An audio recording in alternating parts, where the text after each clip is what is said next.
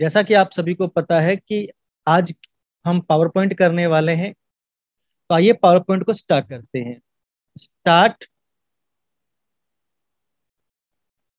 हमें जाना है प्रोग्राम। यहाँ पे माइक्रोसॉफ्ट ऑफिस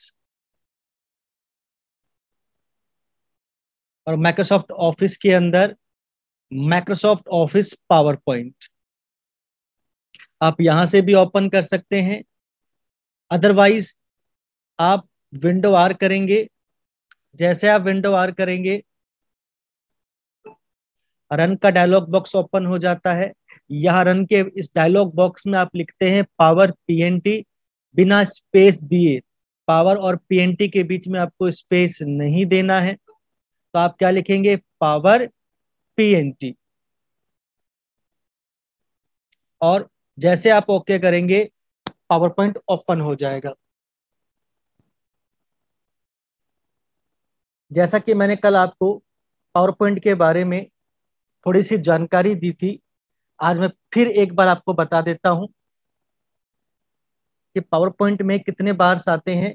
सबसे ऊपर आता है टाइटल बार, फिर आता है मेन्यू बार, उसके बाद आता है पैनल या रिबन, जिसको कंट्रोल F1 से शो और हाइड करा जा सकता है।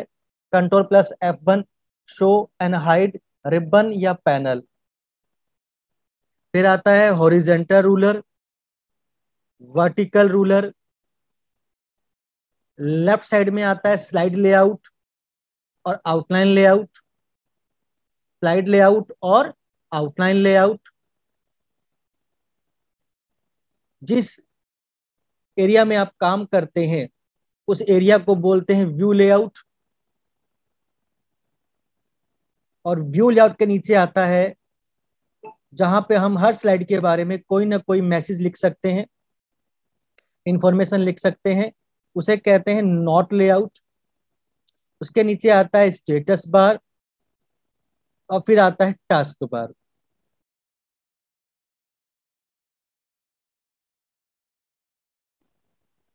सबसे ऊपर title bar, menu bar, panel या रिबन, शो हाइड करने के लिए control plus F1, horizontal ruler, vertical ruler, slide layout, outline layout, slide layout, outline layout. जिस एरिया पे हम काम करते हैं उसे कहते हैं व्यू लेआउट। नीचे आता है नोट लेआउट, स्टेटस बार और सबसे लास्ट में होता है टास्क बार। फिर से उससे ऊपर आता है minimise, maximise, close. PowerPoint की फाइल को प्रेजेंटेशन बोला जाता है और पावर पॉइंट में जिन पेजेस का आप इस्तेमाल करते हो उन पेजेस को स्लाइड बोला जाता है। यानी फाइल को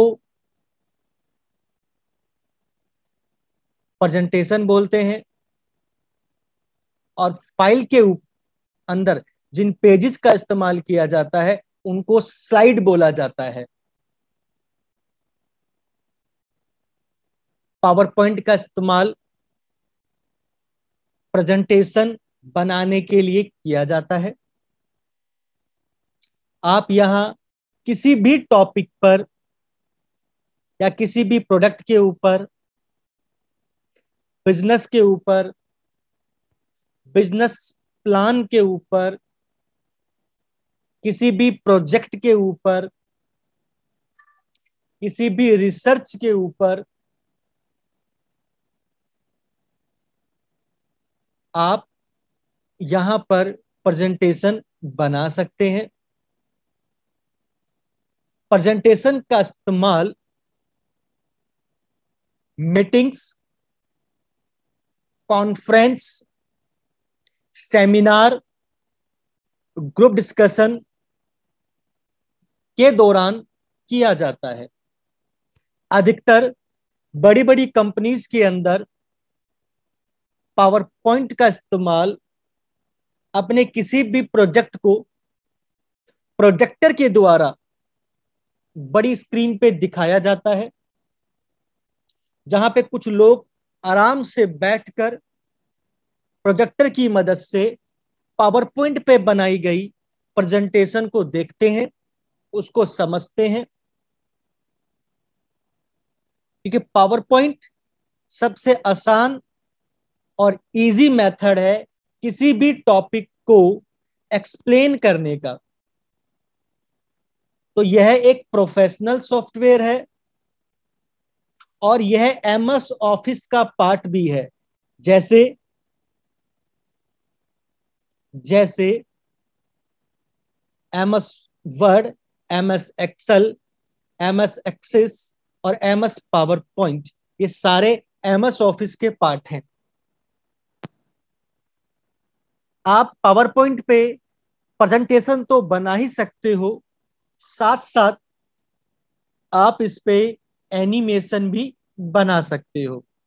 आप ये भी कह सकते हो कि एनिमेशन की शुरुआत ही पावर पॉइंट से हुई है। पावर पॉइंट पे आप अपने किसी भी बात को, किसी भी आइडियाज को प्रेजेंटेशन और एनिमेशन के द्वारा पावर पॉइंट पे बनाकर प्रोजेक्टर की मदद से किसी भी group meeting, seminar, training, conference में आप लोगों को समझा सकते हो। आजकल बहुत सारी स्कूल्स में भी पावर पॉइंट का इस्तेमाल किया जाता है। स्टूडेंट्स को पावर पॉइंट पर पीपीटी बनाने के लिए कहा जाता है। आप सभी को मैं बता दूं, पावर पॉइंट को ही पीपीटी बोला जाता है।